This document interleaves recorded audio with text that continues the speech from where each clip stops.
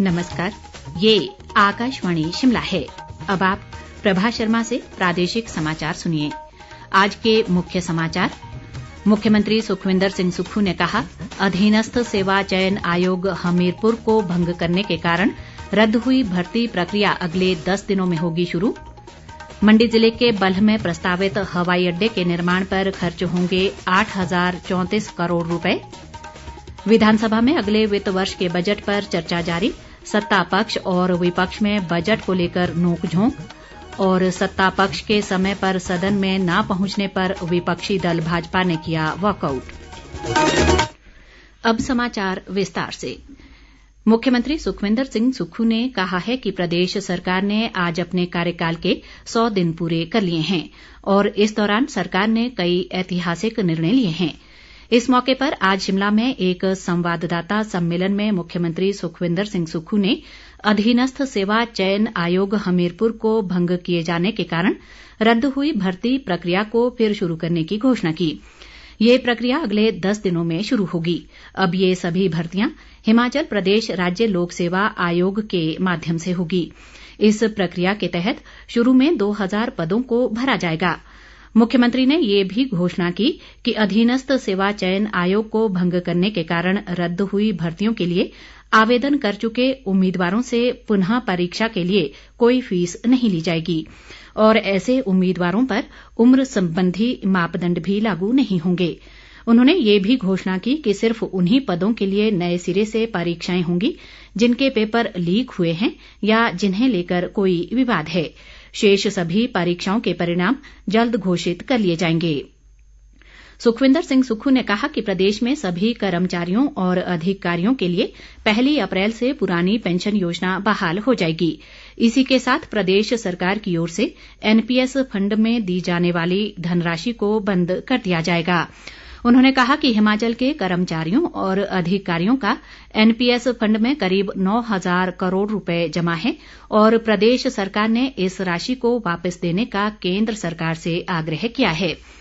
मुख्यमंत्री ने कहा कि प्रदेश सरकार ने फिजूल खर्ची को कम करने के उपायों के तहत वन विभाग में निर्माण विंग को खत्म कर दिया है और इसमें तैनात कर्मचारियों को लोक निर्माण सहित अन्य विभागों में भेज दिया गया है।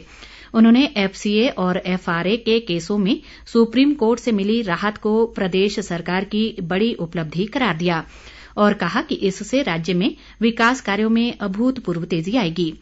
सुखविंदर सिंह सुक्खू ने कहा कि 101 करोड़ रुपए के शुरुआती प्रावधान के साथ मुख्यमंत्री सुख आश्रय कोष का गठन कर करीब 6,000 अनाथ बच्चों को चिल्ड्रन ऑफ स्टेट के रूप में अपनाने का निर्णय लिया गया है। उन्होंने दावा किया कि इस बार बजट को रूटीन से हटकर स्कीम आधारित बनाया गया है और ये प्रदेश के इतिहास में पहली बार हुआ है। इस मौके पर उप मुख्यमंत्री मुकेश अग्निहोत्री, मंत्रिमंडल के सदस्य, मुख्य संसदीय सचिव और विधायक भी मौजूद रहे। मुख्यमंत्री सुखविंदर सिंह सुक्खू ने कहा है कि मौजूदा समय में मंडी जिले के बल्ह में प्रस्तावित हवाई अड्डे के निर्माण पर 8,034 करोड़ रुपए खर्च होंगे। मुख्यमंत्री ने कहा कि सरकार इस हवाई अड्डे के लिए जल्द पैसा स्वीकृत करवाने का प्रयास करेगी और फिर इसका शिलान्यास होगा। शिमला में चल रहे विधानसभा के बजट सत्र के दौरान मंडी के बल्ह अंतर्राष्ट्रीय हवाई अड्डे को लेकर विधायक इंद्र सिंह गांधी, विनोद कुमार और सुधीर शर्मा के संयुक्त सवाल के जवाब में उन्होंने ये जानकारी दी। विधायक अजय सोलंकी के एक सवाल के जवाब में मुख्यमंत्री ने कहा कि पिछले 3 वर्षों के दौरान एफसीए के तहत सरकार द्वारा 332 मामलों को अनुमोदित किया गया जबकि 164 मामले अनुमोदन के लिए लंबित हैं। उन्होंने कहा कि एफआरए के तहत सरकार द्वारा 1,415 मामलों को अनुमोदित किया गया है और 395 मामले अनुमोदन के लिए लंबित हैं। विधायक अनिल शर्मा के एक सवाल के दौरान हस्तक्षेप करते हुए मुख्यमंत्री ने कहा कि मंडी बाजार में लोक निर्माण विभाग द्वारा मौजूदा दामों से अधिक कीमत पर जमीन के अधिग्रहण और अधिग्रहण से पहले ही जमीन की कीमत पर ब्याज लगाने संबंधी मामले की सरकार जांच करेगी। इससे पहले विधायक त्रिलोक जम्वाल द्वारा एसीसी और अंबुजा सीमेंट कंपनियों में तालाबंदी के दौरान एक स्थानीय नेता द्वारा एसीसी कंपनी के जीएम को धमकाने और पुलिस द्वारा कोई कार्रवाई न करने का मामला उठाया। इस पर मुख्यमंत्री सुखविंदर सिंह सुक्खू ने कहा कि इस घटना में पुलिस थाना बरमाणा में एफआईआर दर्ज है और नियमानुसार कार्रवाई की जा रही है। विधायक डॉक्टर जनकराज के एक सवाल के जवाब में स्वास्थ्य मंत्री कर्नल धनीराम शांडिल ने कहा कि प्रदेश में योग्य कुशल बेरोजगारों की संख्या 2,43,037 है। इनमें से अनुसूचित जनजाति के कुशल बेरोजगारों की संख्या 12,339 है। विधायक दीपराज के एक सवाल के जवाब में लोक निर्माण मंत्री विक्रमादित्य सिंह ने कहा कि सरकार जल्द ही स्पोर्ट्स काउंसिल की बैठक आयोजित कर खेलों की नए सिरे से प्राथमिकता तय करेगी। उन्होंने कहा कि बीते 5 सालों से स्पोर्ट्स काउंसिल की एक बार भी बैठक नहीं हुई। इस कारण न तो खेलों की मौजूदा समय के अनुसार प्राथमिकता तय हुई और न ही पूर्व भाजपा सरकार ने खिलाड़ियों के लिए सरकारी नौकरियों में तय 3% कोटे को पूरी तरह से लागू किया। प्रदेश के अगले वित्त वर्ष के बजट को लेकर आज भी चर्चा जारी रही। चर्चा के दौरान सत्ता पक्ष और विपक्ष में नोक झोंक होती रही और विपक्ष के हमलों का सत्ता पक्ष के सदस्य जवाब देते रहे। भाजपा विधायक अनिल शर्मा ने बजट चर्चा को शुरू करते हुए कहा कि हिमाचल में मतदाताओं की बोली लगना शुरू हो गई है। उन्होंने कहा कि भाजपा ने जैसे जनता को 125 यूनिट बिजली निशुल्क दी, उसके बाद कांग्रेस ने भी 300 यूनिट मुफ्त बिजली देने की घोषणा कर दी। उन्होंने कहा कि 300 यूनिट बिजली देने पर सरकार पर 1600 करोड़ का बोझ पड़ेगा।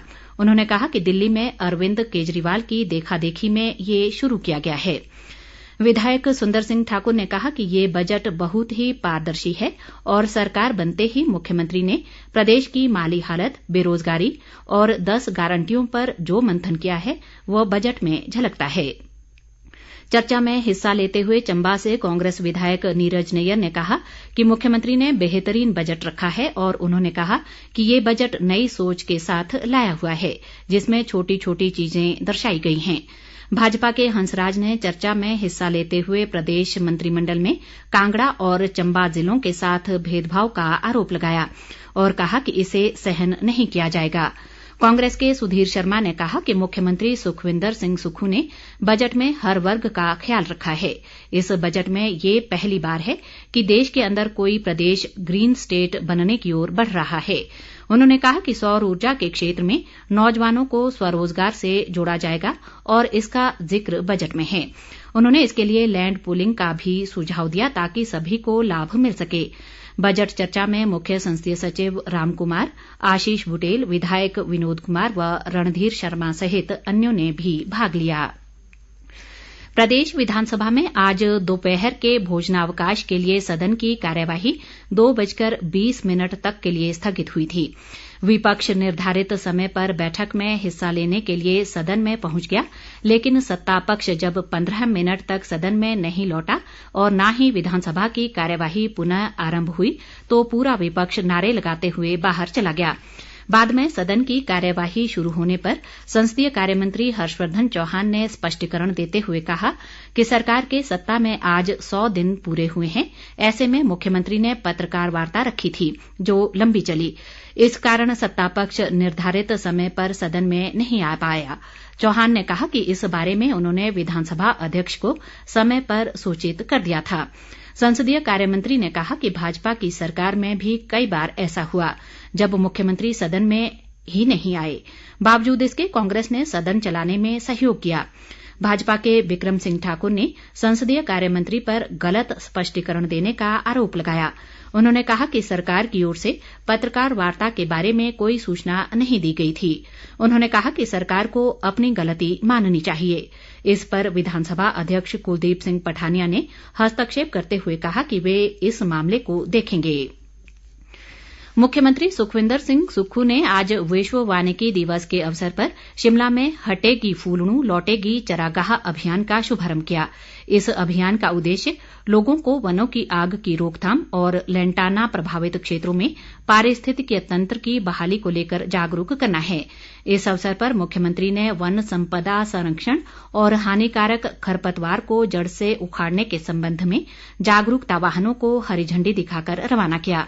8 दिन तक चलने वाला ये अभियान 28 मार्च को संपन्न होगा। सुखविंदर सिंह सुक्खू ने वनों के संरक्षण में जन जागरूकता के महत्व पर बल देते हुए इसके लिए साझे प्रयासों की जरूरत बताई। अंत में मुख्य समाचार एक बार फिर। मुख्यमंत्री सुखविंदर सिंह सुक्खू ने कहा, अधीनस्थ सेवा चयन आयोग हमीरपुर को भंग करने के कारण रद्द हुई भर्ती प्रक्रिया अगले 10 दिनों में होगी शुरू।